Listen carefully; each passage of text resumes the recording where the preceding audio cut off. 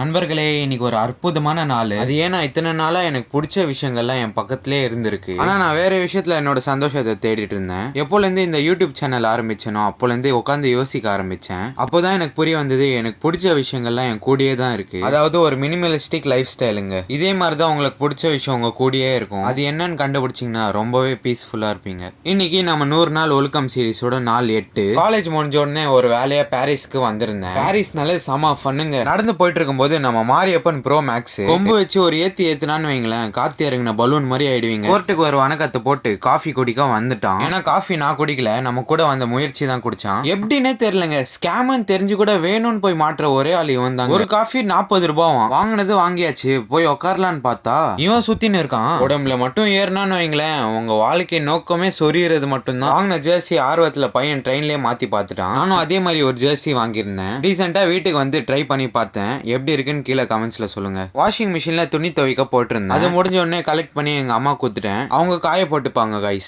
நம்ம வேலை முடிஞ்சதுக்கு அப்புறம் இது கிளீன் பண்றது தான். அது சக்சஸ்ஃபுல்லா கிளீன் பண்ணி முடிச்சுட்டு ஃப்ரூட் வாங்கலாம்னு சொல்லிட்டு அப்படியே காட்டு வழியா மார்க்கெட் பக்கம் வந்துட்டோம். இதுடா புதுசா இருக்குன்னு கேட்டா வாட்டர் மெலன். எங்க வாட்டர் மெலன் ரெட் கலர்ல தானங்க இருக்கும்னு கேட்டா இது ஹைபிரிட்ன்ற. சரி என்னதாங்க வித்தியாசம்னு கேட்டா கலர் தான் அப்படின்னு என்கிட்டே தில்லா சொல்றாங்க. வீட்டுக்கு வந்து பார்த்தா நம்ம பூனை ஆழ்ந்த தூக்கம். இதோட அடுத்த விளாக்ல பார்க்கலாம். Bye guys.